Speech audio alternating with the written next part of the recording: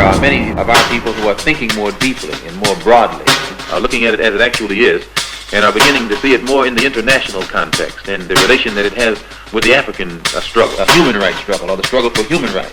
And as such, we can then take it into the United Nations. And bring about the freedom of these people by any means necessary. All right, we bring in greetings from this great organization called Colonialism.org.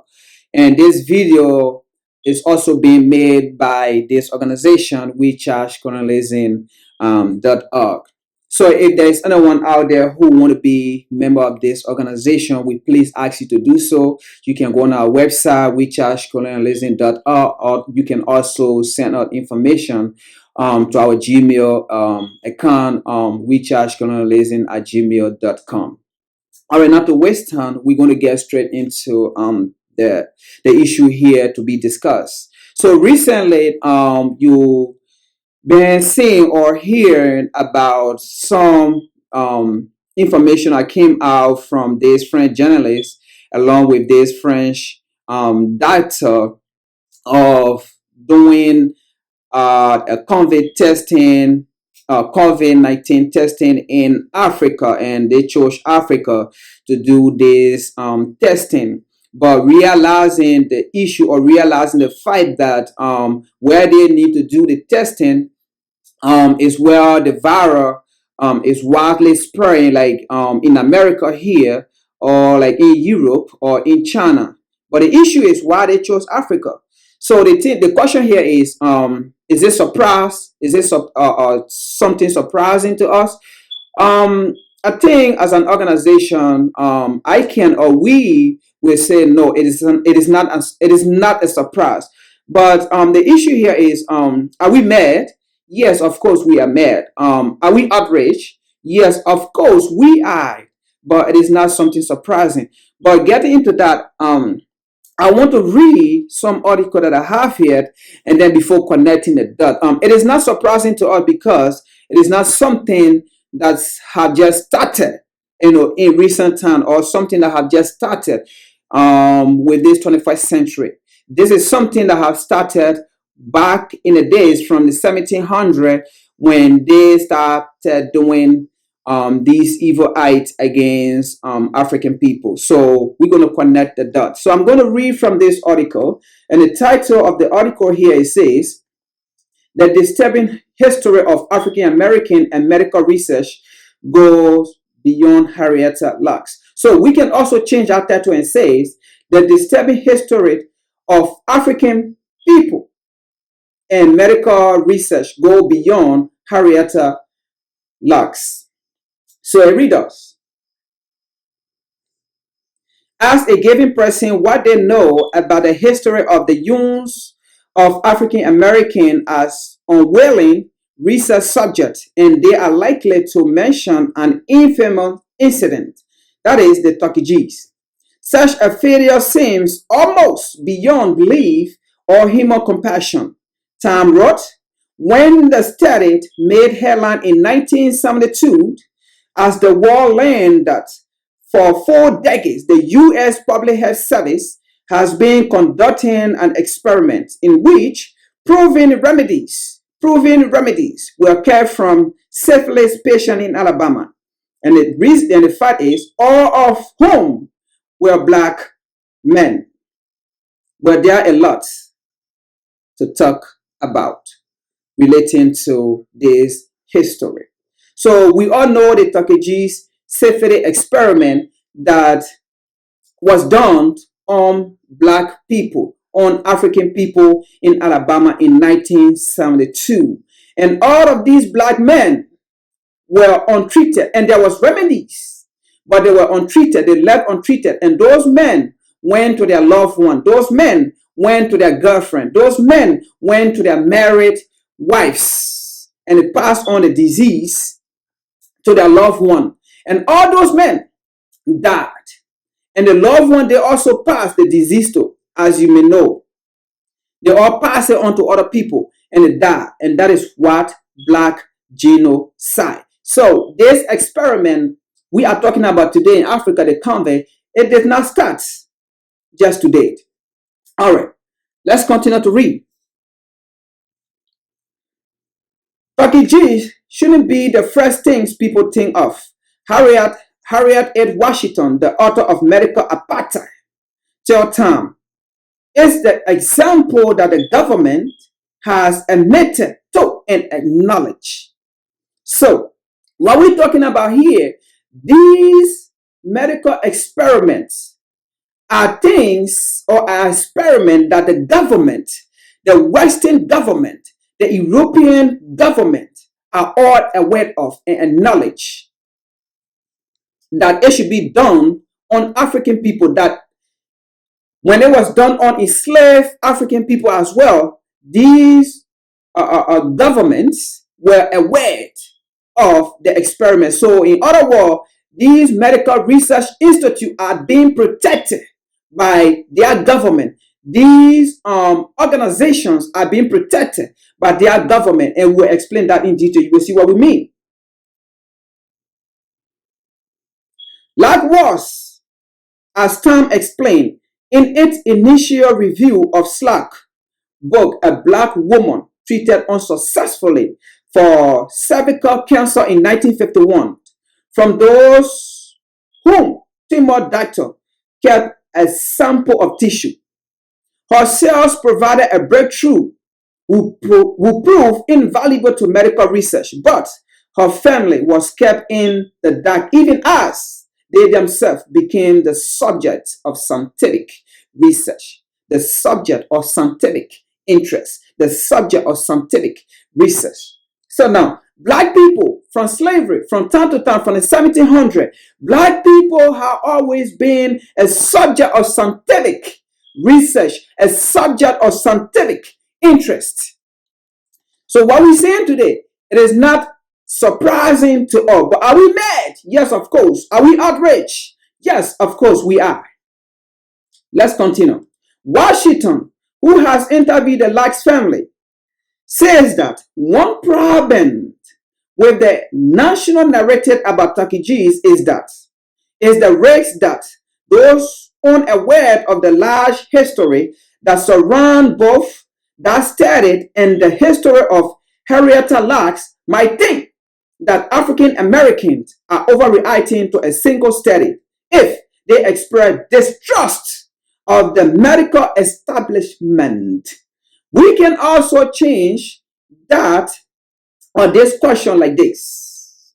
Washington, who has interviewed the Lacks family, says that one problem with the national narrative about Turkeys is the risk that those unaware of the large history that surround both the studies and the story of Henrietta Lacks might think that African people are overreacting to a single study if they express distrust of the medical establishment. What are we saying today of the COVID-19 testing that is said, or they say they have chosen Africa to do that experiment? Africans have what?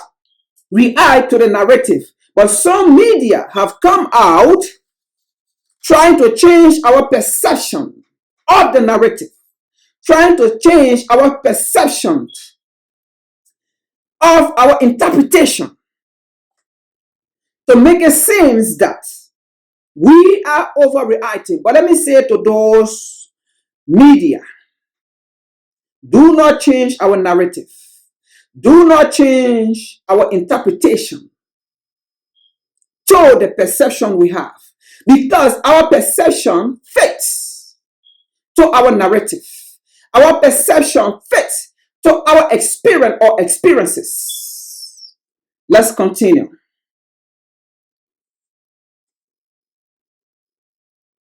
Let's continue. Rather, as Slack also notes in her book, the straw like this expressed by the Lacks family is released to what sum up by the subtitle of Washington book as The Dark History of Medical Experimentation on Black Americans from Colonial Time to Present. We can also say the dark history of medical experimentation on African people from colonial time to present to 2020 COVID-19 testing to be done in Africa. How evil, how demonic these people are. Are we surprised? No. Are we mad? Yeah. Are we outraged? Yes, we are. And what are we going to do? At the end of this video, I'm going to tell you what we are going to do. And further, in this article, the research on black people still continue. But I will say this right here. The research still continues, saying that the antebellum research that was done as well in this time period, it was done on what? Black women. And black women and African women body were also used for further experimentation. And they use religion. They use religion to keep these body believing or making people to believe that according to religion, the body have to be preserved for some time, but not knowing these body were being used for their scientific research purposes. So they used the Bible, they used the religion to change our perception. Even after death, they still use the religion for their deeds. But listen to this here. Listen to this because we don't have time. I don't want to make the video long. But listen to this here. As part of the reason why Washington is glad that Henrietta Lacks' name is becoming more famous. Now, people tend to underestimate the extent and breadth of this.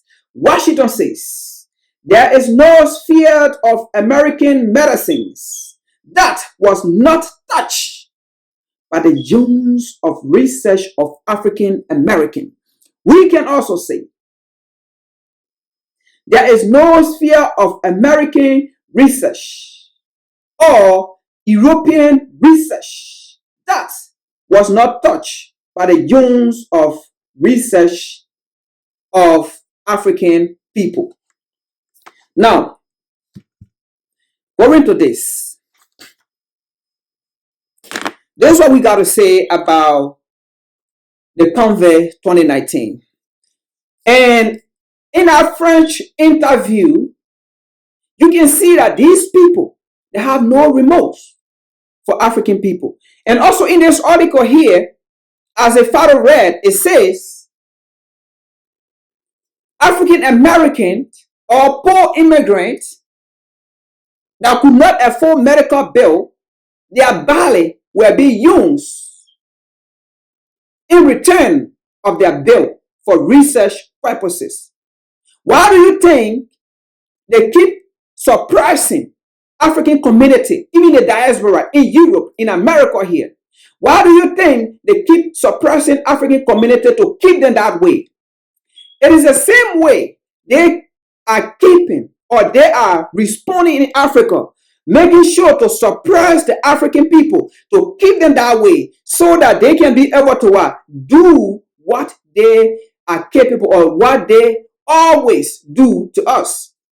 In the video of the French interview, you can see, or you saw it, or you have seen it, how remorseful, how he spoke that Africa, they do not protect themselves, they have no remedies, they don't care. That also means our leaders don't care for us. The people that we look up to them as leader, they don't care for us. You can see in our video how they spoke, that they see us like 3/5 of a lesser human being.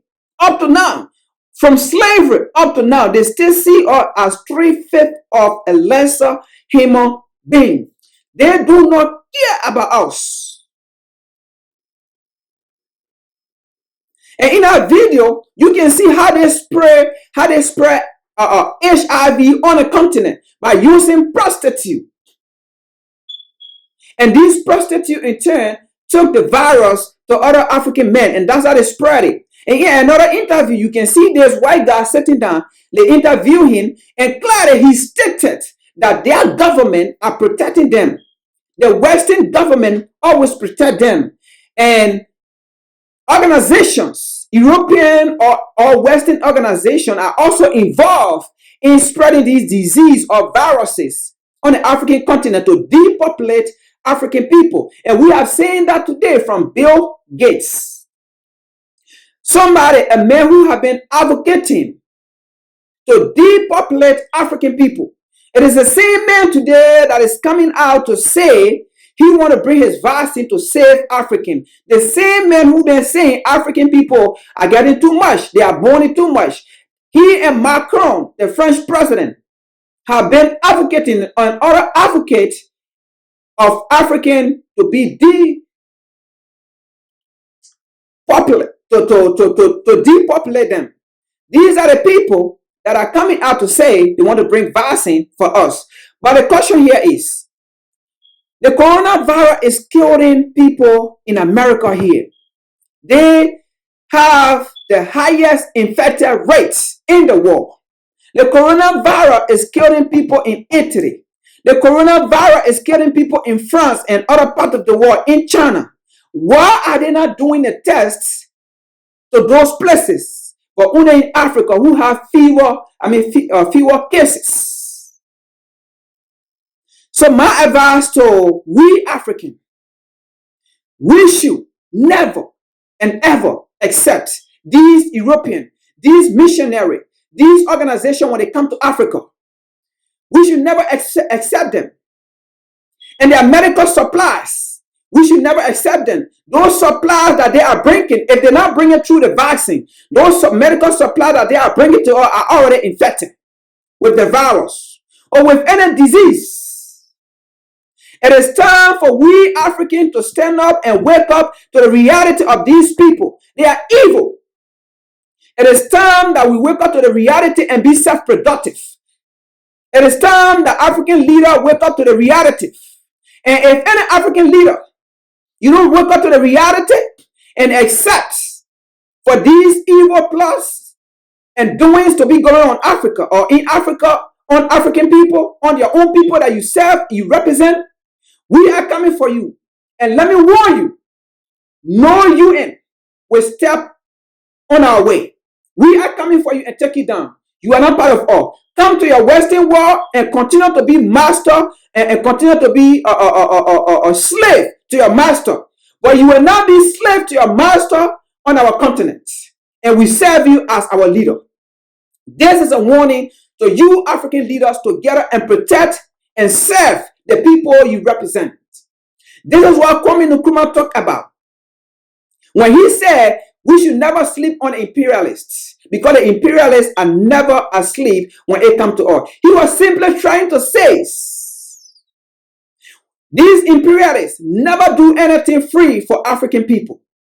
When they bring their aid and they give their aid to us, there is some hidden agenda. When they bring their medical supplies to us, there are some hidden agenda. When they come in with their missionary work to us in Africa or among the African community, there are some hidden agenda. That's what he meant. We should never sleep when they come in. We should always refuse them. And Malcolm X also further on that. He said, we should never trust the men that enslave you. That also means, in his interpretation, we should be self-productive. We should be self-sufficient. We should be self-entertaining. We should stop depending on people who never seek our interests. Because you know what? They will always give us something that we don't like. They will always give us poison. And the reason for that is there is a trigger. And that trigger, I may not mention that in this video today because the video is getting long. But I just want to let you know that trigger will come in another video. The reason why these people are so hateful when it comes to African people. I'm not preaching racism here, but we are speaking the reality that we have seen, that we have experienced, and we are still experiencing as African people when it comes to these Westerner and these Europeans. Nobody's speaking hate here. It is time that we wake up. And this generation, we have waken up. And the message go to any African leaders. We warn you and we dare you to defy us as Africans. And don't seek to protect our interests, but you seek to protect your master, the interest of your master. And hold bribe from them and you call it aid. We are coming after you. And we dare anyone call UN to stand on our way. We don't care. UN is not even dead for African people. We have seen it in DRC Congo. UN is dead. When Ebola came to Africa, why they didn't provide vaccine? And they said they have vaccine. Why they didn't come with vaccine to try on African people? African people stood by themselves and combat Ebola. Who came to our aid? Thank God for Cuba. And we Africans, we should see Cuba as a role model. We don't care. That's why Nelson Mandela said, your enemies are not my enemies, and my enemies are not your enemy. So the Western world enemies are not African people enemies. If they are enemies to Cuba, we are not enemies to Cuba. That's what Nelson Mandela said. And if anyone come to you to ask you about Nelson Mandela, give them that quote. Let Cuba be an example and a role model to us. They said Fidel Castro was bad, was this, was that. But today, yes, we can see everywhere those Cuba dictators are going. They carry Fidel Castro picture that he lived forever. It is because of him that today Cuba is one of the strongest forces when it comes to medical practitioner in the world. And the same people that sanction Cuba, it is the same people today that Cuba is saving their citizens. Facts. It is the same Castro, Fidel Castro today, that is saving his legacy, is saving those so-called nations that call us a superpower, that sanction Cuba. It is time, African people, we wake up to reality. Our slave master are not in our interests. If you still have them as your slave master. In this generation, we speak to you now as African leader. So wake up. We are tired. If not, we are going to take the ball into our hand. And we are coming after you. Thank you.